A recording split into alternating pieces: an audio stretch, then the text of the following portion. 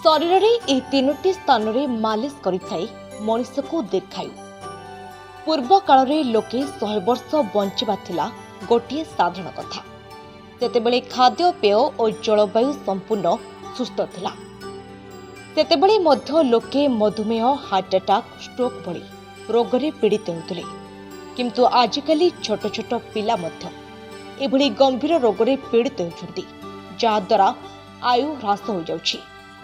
किंतु आपण जानिले आश्चर्य हेबे, आज मध्य दुनिया रे एभली किछि जागा रहिछि जेउठारे लोके 100 वर्षरू ऊर्ध्व जीवन धारण करुछन्ति। एभली लोकंको भली दीर्घायु हेबा पई आपणको आयुर्वेद उपचार आपणाइबाक पड़िबो।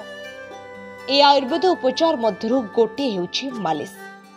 तेणु नियमित भावरे शरीरर तीनोटी अंगरे तेल मालिश जरूरी अटे। आयुर्वेद अनुसार मुंड आमर शरीर समस्त महत्वपूर्ण अंग अटे। कहुए मुंड आम शरीर गोटे महत्वपूर्ण अंग अटे। कहुए जे आम मुंड आम शरीर गरम भाग अटे। तेल मालिश द्वारा यह शांत होता है।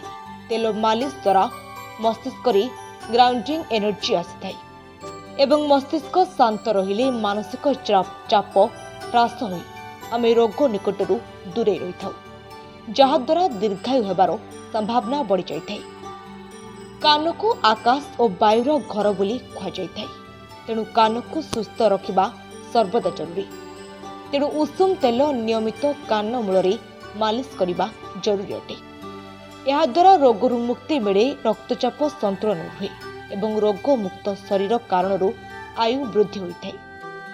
तली पाद शरीर महत्वपूर्ण अंग अटे, जहाँकि संपूर्ण शरीर एनर्जी पॉइंट अटे। डेली पादरे उषुम तेल मालिश करने द्वारा संपूर्ण शरीर मजबूत होगा सहित स्टिमुलेट होबारे सहायता करिथाए।